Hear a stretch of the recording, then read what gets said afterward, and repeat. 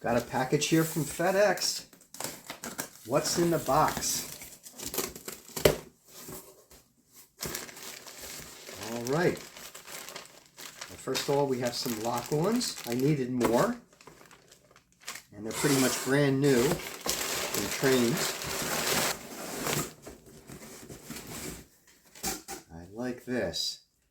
This is the Irene's Diner, made by Lionel.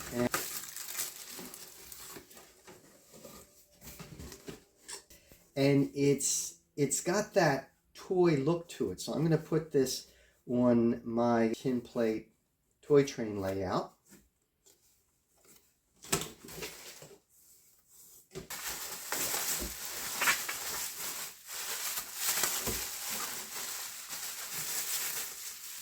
All right, and we have here two halves of a beautiful Marx tunnel. And I already have the coal mine tunnel. There's, I don't know, 2 or 3 of these that were made. My coal mine tunnel is also very nice, but this looks like it's in a little bit better condition maybe. Nice and still glossy. It just fits right together. So in the 3-rail toy train layout, I'm going to have this set up so it'll have 2 tunnels. And we have Lionel crossing gate, and this was used but in good condition, a 262 crossing gate, and it's supposed to have the contactor. And there were others that looked, you know, more realistic sized. But I like this. I intentionally got this one because it's got that toy train look to it. So here's the contactor. I think it's a 153C contactor, something like that. But I never used one of these before, but it's supposedly working.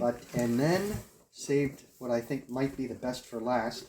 This is a Brill Trolley. It's a Brill Trolley, and looked in good condition on the website. It's still got the instructions in here. And look at that. This is in beautiful condition. Look at that.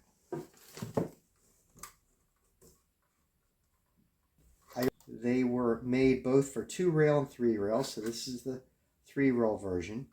This seems to be typical for this model, that the ends would not have any of the window plastic. According to the O-Gauge forum, these were originally made by Pitman. They made it and sold it apparently as a kit.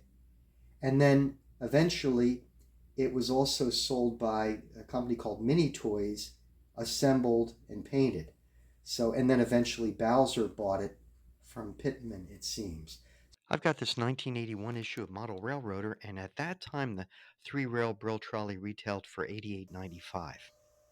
So I just put the trolley on the track, have no idea whether it's really going to run, which way it will run, probably doesn't have a reverse unit. So it's got a light on one end, a light on the other end too. No interior light really, but it's got a headlight. No movement. Oh, there it goes.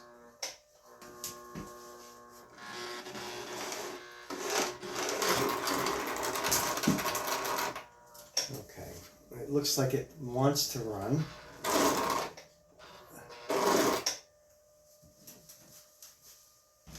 In one of these cases where it's been sitting so long, I don't...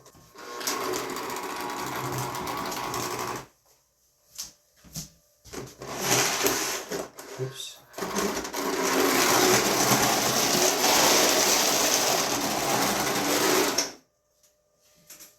So it does run. It does run, just really, really loud, but I didn't expect anything smooth. It's got this old open frame motor.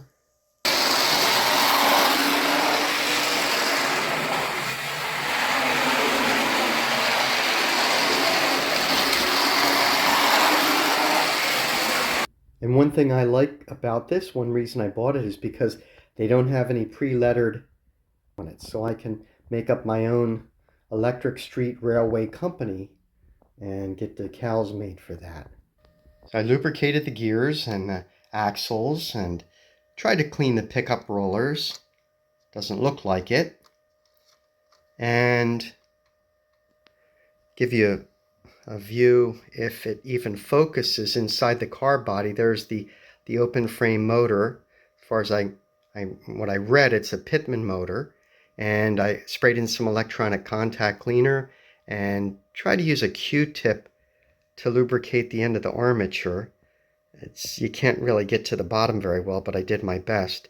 And maybe the other end, it might focus. I don't know. Might focus there, I don't know. But yeah, I can see why. I read online it can be very difficult to reassemble once it's disassembled. And I see that you'd access the screw for the roof from that access hole. There's a screw way up there, and I don't know how I'd get that back in if I got it out. I'm going to try to avoid taking the roof off there.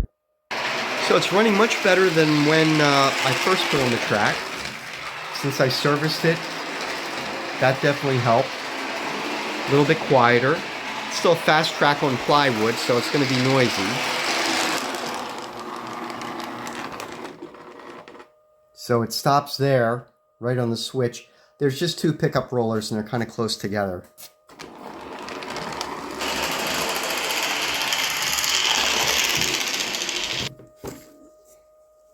I don't have a place on this layout for Irene's Diner, but on my 3-rail Tinplate layout, I will make a place for this. That's my plan. Just wanted to make sure when it's hooked up to power that it does work. It's got a nice black and white tile floor, and there's some diners seated at tables. So I can hardly wait to get this installed on a layout.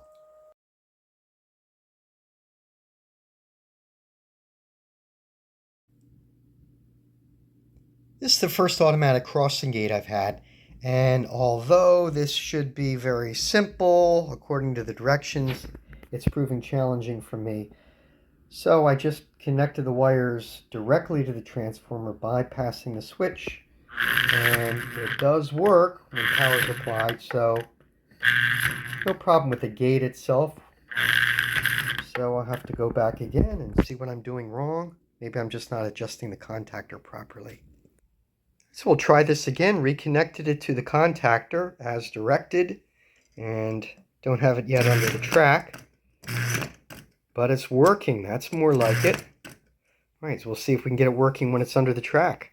Got a trusty 442 Atlantic on the test track. We'll see if it works. Okay, well, it works. It's just not supposed to hit the train.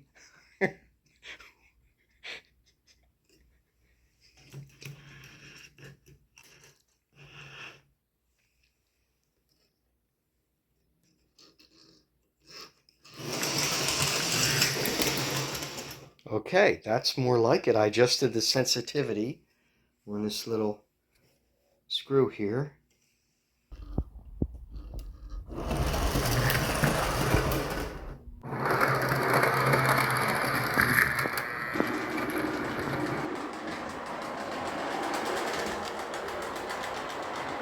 But with that, I think we will bring this trolley into the station and end this video.